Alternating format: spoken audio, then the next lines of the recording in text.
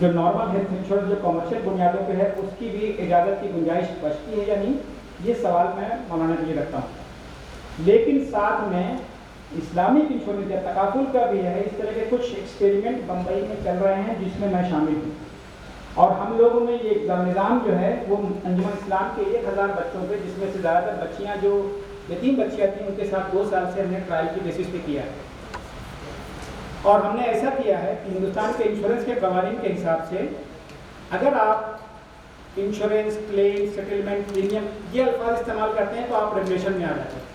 تو ہم نے ان الفاظ کا استعمال نہ کر کے میوچولیٹی اینڈ کنٹریبیوشن اور اس طرح کے الفاظ کا استعمال کر کے ہم نے کوشش کی ہے بمبئی میں، اور اس میں تقریباً 2.5 سے 3 لاکھ لوگ اس کے حصے دار ہیں، جو بہت معمولی سی رقم جمع کر کے ایک دوسرے کا تعاون کر رہے ہیں، جس کو ہم اپلفٹ میوچل کے نام سے بھی جانتے ہیں۔ اس میں غیر ملکی ساتھی ہیں جو زیادہ ایکٹیو ہیں، لیکن میں اپنے کچھ ساتھیوں کے ساتھ اس پہ اور بھی کام کر رہا ہوں کہ اگر اس کا موقع مل سکے تو بھوپال جیسی جگہ پر بھی اس کا تجربہ کیا جا سکتا ہے، لیکن یہ سب ڈپینڈ کرتا ہے کہ ہم خود کتنا اس میں انٹرسٹ لیتے ہیں۔ دوسرے ہمارے لیے بعد میں موقع، بازاری موقع کے طور پہ ہمارے لیے سولوشن لائیں گے، ہم اپنی مصیبتوں کے لیے اپنا سولوشن کتنا تلاش کرتے ہیں اس کے اوپر یہ منحصر ہے۔ اگر یہاں کے لوگ چاہیں تو ہندوستان میں انف ایگزامپلس آر دیئر، جس کی بنیاد پہ ہم کہہ سکتے ہیں کہ ہیلتھ میوچل آج بھی چلایا جا سکتا ہے، لیکن کیا ہمارے پاس چلانے والے لوگ ہیں؟ اگر ہیں تو چلا سکتے ہیں، آپ کو بے شمار مثالیں موجود ہیں۔ IIM احمد آباد نے پچھلے سال جو ہے ایک اسٹڈی اسپانسر کی تھی جس میں میں حصے دار تھا، اور ہم لوگوں نے ہندوستان میں اس طرح کے جتنے ادارے ہیں سب کی فہرست فراہم کر دی ہے کہ کون لوگ اس طریقے سے کام کرتے ہیں، جو اصلاً ان کو خود بھی نہیں پتہ ہے کہ وہ شرعیہ کمپلائنٹ ہیلتھ میوچل کے ہیں، لیکن وہ شرعی طور پہ بالکل صحیح طریقے سے کام کر رہے ہیں۔ جی السلام علیکم ورحمۃ اللہ۔ یہ آج کل بہت زیادہ 0% انٹرسٹ پر چیزیں فائنینس کی جا رہی ہیں، اور ہم میں سے بہت سے لوگ ہیں جنہوں نے موبائل یا اس طرح کی چیزیں فائنینس بھی کسی وقت میں کرائی ہے، اس کو فروغ دیا جا رہا ہے کہ اس کے اندر بھی کوئی غیر شرعی پہلو ہے یا جو بھی ہے، آپ باریکیوں کو سمجھتے ہیں، تھوڑا سا اس کی وضاحت۔ دیکھیے، جب کوئی دعویٰ کر رہا ہے کہ میں اس میں کوئی انٹرسٹ نہیں ہے تو میں مان کے چل رہا ہوں کوئی جھوٹ نہیں بول رہا ہے، اگر بول رہا ہے تو پھر وہ ایک الگ مسئلہ ہے، لیکن اس کے اوپر جو رائے ہے کہ جو مفتی کی رائے ہوگی وہ آگے میں اس میں شامل نہیں رہوں گا، وہ مولانا ہیں اور وہ بتائیں گے اس کے بارے میں۔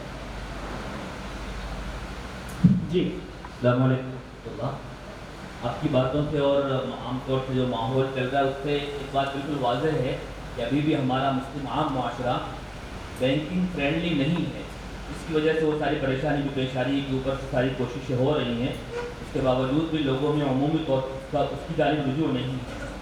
کیا یہ ممکن ہے کہ ہم ایسی کوئی کوشش کا کوئی خاکہ بنائیں جیسے کوآپریٹو بینک چلتے ہیں، یعنی ابتدائی طور پر سونے کو ضمانت کے طور پر رکھ کر قرض دینا اور پروسیسنگ فیس کے ذریعے اس کے اخراجات نکالنا، یعنی ایسا کوئی خاکہ جس میں کسی بستی والے 25-50 لاکھ روپے، 1 کروڑ روپئے کچھ لوگ مل کر وہاں پر انویسٹ کریں شروع میں قرض دینے کے لیے، ایک اعتماد ہو جائے، وہاں پر لوگوں کے پیسے جمع بھی ہوں، اور بطور ضمانت سیکورٹی کے طور پر گولڈ رکھ کر یا آگے اور ممکن ہو تو زمینیں یا کسی اور چیز کو رکھ کر اس ادارے کو چلایا جائے۔ یعنی حقیقی بات یہ کہ بینکنگ فرینڈلی ابھی ہمارا معاشرہ نہیں ہے۔ اس کی بنیادی وجہ یہی رہی کہ جب بینک بالکل سودی بنیادوں پر کام کرنے لگے تو ہم اس کا متبادل پیش کرنے میں کچھ لیٹ ہو گئے، جس کی وجہ سے معاشرے میں عمومی طور پر بینکنگ کی جانب سے اور اسٹاک مارکیٹ کی جانب سے ابھی بہت زیادہ اس جانب رجوع نہیں ہے۔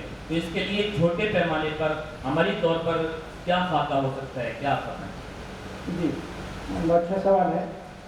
جب کسی سیکٹر کو ہی ہم نے حرام قرار دے رکھا ہے یا ذہن میں سمجھ رکھا ہے تو پھر ہم اس کی تعلیم بھی نہیں لینا چاہتے، پھر اس میں شامل بھی نہیں ہونا چاہتے۔ یہ مسئلہ میرے ساتھ اکثر رہتا ہے، بچے جب میرے یہاں پڑھتے ہیں کالج میں، فائنینس لے لیا، MBA کر لیا، پھر آپ کہتے ہیں کہ خالو نے کہا ہے کہ وہ تو پورا سیکٹر حرام ہے، تو اب میں جاب کیا کروں، تو میں کسی اور جگہ چلا جاؤں۔ تو یہ ایک ہے مسئلہ کہ جب ہمارے پاس افراد نہیں ہیں، کسی سیکٹر کو آپ نے مثال کے طور پہ آپ نے کہا کہ فوڈ انڈسٹری ہم چھوڑ دیں، کل کو حلال فوڈ ملنا بند ہو جائے گا آپ کو، پھر جو سپلائر ہے وہ اپنے حساب سے پروڈکٹ بنائے گا، تو جس کی ضرورت آپ کے لیے ہے اس کا سولوشن بھی آپ ہی لائیں گے۔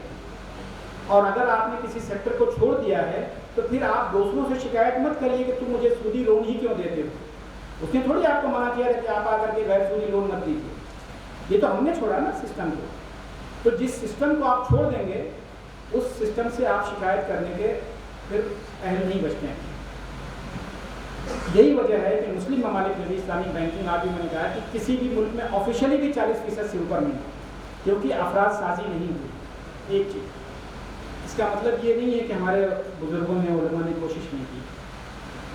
1921 میں 1923 میں 98 سال پہلے حیدرآباد میں انجمن امداد قرض باہمی بلا سود نام کا ایک ادارہ بنایا گیا. اس کے نام سے ہی واقعی آپ ہیں کہ کیا ہو سکتا ہے. اس کی 25 سالہ تقریبات سیلیبریشن کا ذکر جو ہے مرکز المعارف جو شبلی اکیڈمی سے آتا دارالمصنفین سے, اس میں 25 سالہ تقریبات کے اوپر آرٹیکل ہے حمید اللہ صاحب. آپ اس کے بعد سے کوآپریٹیو موومنٹ میں مسلمانوں نے بڑی محنت کی.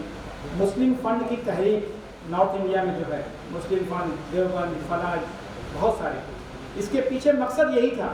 کس حد تک کامیاب ہوئے وہ ایک الگ مسئلہ ہے. صورتحال کی وجہ سے, ریگولیشن کی وجہ سے, افراد کے کمی کی باعث پہ یہ ساری چیزیں اس تاریخ کو بیان کرتی ہیں جو ہماری ناکامی کی شکل میں ابھرتی ہیں. لیکن کوششیں رہیں. 1963 میں بیت النصر نام کا ایک ادارہ بمبئی میں آیا, 10 سال بند رہا, پھر سے چل رہا ہے. جماعت اسلامی نے پورے ملک میں تحریک چلا کر کے سوسائٹیز کا قیام کیا, اور اس وقت درجنوں ملٹی اسٹیٹ کوآپریٹو سوسائٹی ہیں جو ان بنیادوں پہ کام کر رہی ہیں, جو مرابحہ کے بیسس پہ کام کر رہی ہیں اور مشارکہ اور مضاربہ بھی تھوڑا سا کرتی ہیں. تو اس طرح کے بے شمار ایگزامپلز موجود ہیں. آپ لوگ جب ریسرچ کریں اپنے یہاں, مجھے نہیں پتا ہے کہ مدرسے میں ریسرچ ہوتا ہے کہ نہیں زیادہ, لیکن اس پہ کسی طالب علم کو کہیے کہ ہندوستان میں جتنے بھی اس طرح کی شکلیں کم سے کم لکھو. تو لکھنا تھوڑی حرام ہے, پڑھو سنو لکھو, کم سے کم بتاؤ, اور پھر اس کے اوپر ایک مقالہ پیش کیا جائے. ایک کانفرنس تو صرف اس پہ ہو سکتی ہے کہ ہندوستان میں معاشی طور پہ کام کرنے والے اداروں کا جائزہ, اس میں کتنی غیر شرعی چیزیں ہیں, کہاں کہاں غیر شرعی چیزیں ہیں, کتنی شرعی طور پہ مناسب چیزیں ہیں, ان سب پہ کم سے کم واقفیت تو ہو. لیکن اگر ہم نہیں کریں گے تو پھر یہی سوال پوچھیں گے. ہمارے ملک میں کم سے کم 2 درجن سے زیادہ سوسائٹیز کام کر رہی ہیں, پھر بھی بھوپال جو ہندوستان کے سینٹر میں ہے وہاں کے عالم علماء پوچھتے ہیں کہ کیا کوئی ادارہ ہے. یہ خود ہی بتاتا ہے کہ ہم کتنا شوق رکھتے ہیں. ہمارے آنکھ کان بند کرنے سے جو ہے دنیا رک نہیں جاتی. ہمیں چاہیے کہ ہم پتہ لگائیں, بلکہ اس سے آگے بڑھ کے سوال ہونا چاہیے تھا کہ فلاں اداروں میں جو ہے اس طریقے سے ان کا کیا مسئلہ ہے. لیکن وہ سوال تو تب آئے گا نا جب ہمیں معلومات ہوگی. پہلے ہم معلومات اکٹھا کریں اور پھر ان کا جائزہ لیں, اور جائزہ لینے کے بعد انہی لوگوں کو بلائیں کہ یہ کام غیر شرعی ہے, آپ کیوں کر رہے ہیں. ان کے حالات کو سنیں, ان کے احوال کو سنیں, ان کو مشورہ دیں کہ بھائی آپ اس کو اگر ایسے کر سکتے ہیں تو یہ دونوں طریقے سے جائز ہو جائے گا. لیکن تبھی ہوگا جب قوم کے 2 حضرات, 2 طرح کے حضرات, علماء اور جو کام کرنے والے حضرات ہیں, ان دونوں میں لگاتار کانٹیکٹ بنا رہے. ہم ان کی دشواریوں سے واقف ہیں, وہ ہماری ریزرویشن سے یا ہمارے جو اپنی جو کنسرنس ہیں اس سے واقف ہیں, تبھی کام ہوگا. اگر 2 الگ دنیا میں چل رہے ہیں تو نہیں ہوگا. ہمیں چاہیے کہ ہم ان کو بلا کر کے زیادہ ان سے بات کریں, ان کی تکالیف کو سمجھیں اور پھر اپنے طور پہ ان کو حل پیش کریں. جی السلام علیکم.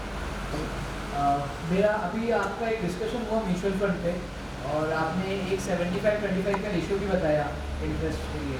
سو میں آپ سے ایک چیز پوچھنا چاہ رہا تھا کہ ہائیبریڈ میوچل فنڈس ہوتے ہیں, اس میں فار سپوز 75% اکویٹی اورینٹیڈ ہے اور 25% ڈیٹ اورینٹیڈ بیسیکلی. تو کیا وہ جائز ہے ہم اس ٹائپ کے میوچل فنڈس میں سبسکرائب کریں؟ اور میرے 2-3 اور سوال تھے اگر آپ کو اجازت دیں. نہیں, اس کے بارے میں کہوں گا یہ بہت چالاک سوال ہے. جب 100% والی اسکیم ہے 75 والے پہ مت جائیے. جہاں پہ 100% نہیں ہے وہاں پہ علماء نے گنجائش دی کہ چلو ٹھیک ہے 75 والے میں شروعات کرو. لیکن جب آپ 75 سے اچھی پوزیشن پہنچ گئے ہیں تو پھر اس طرف مت جائیے. ہم کوشش یہ کریں کہ اگر 100% مسلمان نہیں تو کم سے کم 90 رہے. آپ کہیں جب 90 الاؤ کیا تو 10 والے کو بھی الاؤ کرو, میرے خیال سے صحیح نہیں. When you have got a better scheme, why are you trying to go into other direction?